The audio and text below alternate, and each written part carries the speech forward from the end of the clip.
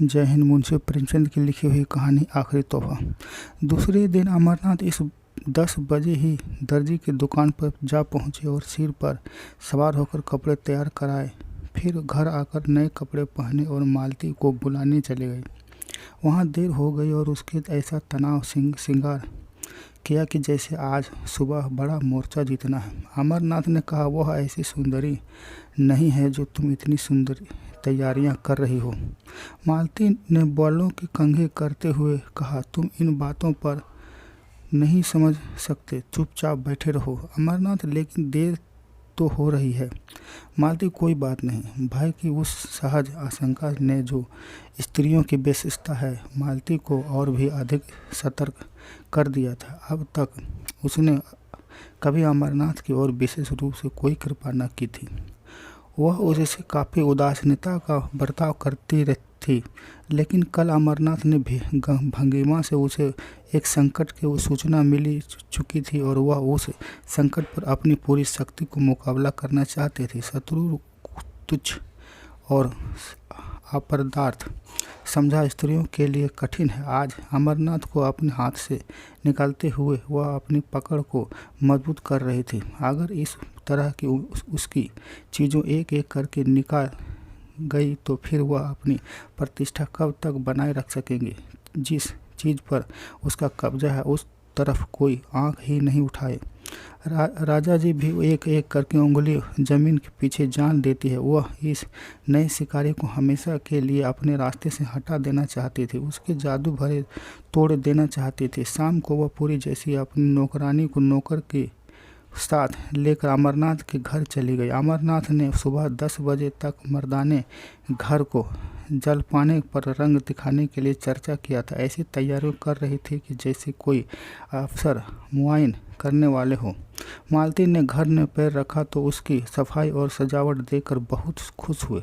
जमाने हिस्से में कोई कुर्सियां रखी थी, कोई और लाओ अपनी देवी जी को, मगर जल्द आना वरना मैं चली जाऊंगी। अमरनाथ लपकते हुए बिलाती दुकान गए और आज की धरना थी कि तमाशियों की तरह बड़ी भीड़ में वह देवी जी नहीं। पीछे की तरफ वो गए और देवी जी को एक लकड़ी के साथ उसकी भैंस की खड़ी थी। अमरनाथ ने कहा, माफ़ कीजिएगा, मुझे देर हो गई। मैं आपके वादे के याद दिलाए आया हूँ। देवी जी ने कहा, मैं तो आपका इंतज़ार कर रही थी। चलो सुमित्रा, जरा आप के घर को आए। और कितनी देर है? अमरनाथ, बहुत पास है, एक तांगा कर लूँ। 15 मिनट में अमरनाथ दोनों को लिए घर पहुँचे और मालती ने देवी जी को देखा और देवी जी ने मालती को। एक किसी रईस की महल था आलीशान, दूसरी किसी प्रकार की कुटिया थी और दूसरी तुच्छ रईस की तरह आडंबर और प्रदर्शन था। फकीर की कुटिया में सादगी और सफाई। मालती के देखा और भोली लड़की है जिसे इस किसी तरह सुंदर नहीं कह सकते। उसके भोलेपन में, सादगी में आकर्षक था। उससे वह प्रभावित हुए बिना वह रह न सकी। देवी जी ने भी देखा कि एक बनी सांवरी, छेड़छाड़ और घमंडी औरत है जो किसी न किसी वजह से उस घर में अजनबी से मालूम हो रही थी। कोई ऐसी जंगली जानवर पिंजरे में आ गया हो। अमरनाथ सिर झुकाए मुजरियों की तरह खड़े थे और ईश्वर में प्रार्थना कर रहे थे कि किसी तरह आज पर्दा रह जाए। और देवी जी ने आते ही कहा, बहन भी सिर पर पांव तक विदेशी कपड़े पहने हुए हैं। मालती ने अमरनाथ की तरह देखकर कहा, विदेशी के फेर में नहीं पड़नी है, जो लाकर देते हैं वह पहनती हूँ। लाने से वह मैं थोड़े ही बाजार जाती हूँ। देवी जी ने शिकायत भरी आंखों से अमरनाथ की तरफ देखकर कहा, आप तो कहते हैं कि यह इनकी फरमाइश है, मगर आपकी कसूर निकल गया। मालती, मेरे सामने इससे कुछ मत कहे। तुम बाजार में तुम दूसरे मर्दों से बातें कर सकती हो, जब वह बाहर चले जाए तो जितना चाहे उतना को सुना लेना। अब मैं अपने कानों में नहीं सुनना चाहती। देवी जी ने कुछ कहते ही नहीं और बहन जी ने कह दिया कि क्या कर सकती हूँ, कोई ज़बरदस्ती तो नहीं है, बस इतनी विनती कर सकता हूँ कि मालती, इसका मतलब क्या है कि इन्हें अपने देश की भलाई का जरा भी ख्याल न हो। उस ठेका नहीं तुम्हारे ले लिया। मैं पढ़े लिखे आदमी हूँ, 10 आदमी इज्जत करते हैं, अपना नफ़ा नुकसान समझते सकते हैं। तुम्हारी क्या हिम्मत है कि उपदेश देने बैठी हो। या सबसे ज़्यादा अक्लमंद तुम ही हो। देवी जी, आप मेरी मतलब गलत समझ रही हैं। बहन जी,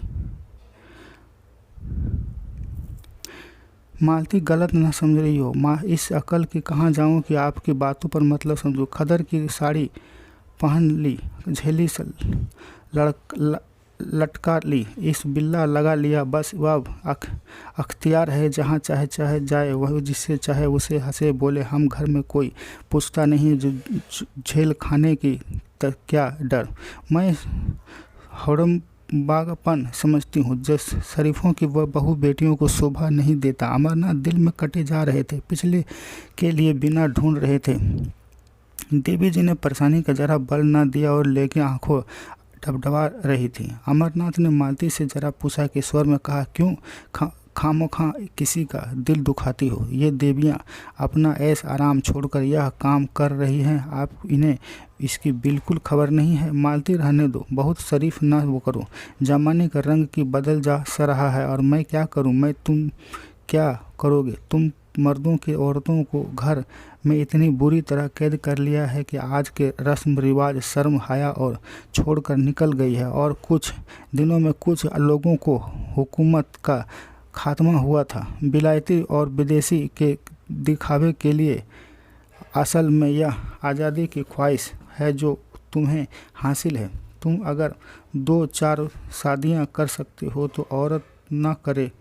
सच्ची बात यह है कि अगर आंखों में हो तो खोल कर देखो। मुझे वो आदमी नहीं चाहिए जहाँ तो लाज ढोटे हो और शर्म हया के अपना श्रृंगार समझती हूँ। देवी जी ने अमरनाथ की तरफ फरियाद की आंखों में देखकर कहा, बहन ने औरतों को जलील करने के लिए कसम खा ली है। मैं बड़ी बड़ी उम्मीदों लेकर आई थी, मगर शायद नहीं से नाकाम जाना पड़ेगा। अमरनाथ ने वह साड़ी उसके देते हुए कहा, नहीं, बिल्कुल नाकाम तो आप नहीं जाएंगे। हाँ, जैसी कामयाबी की आपको उम्मीद थी वह ना होगी। मेरी कहानी अगर अच्छा लगा तो चैनल को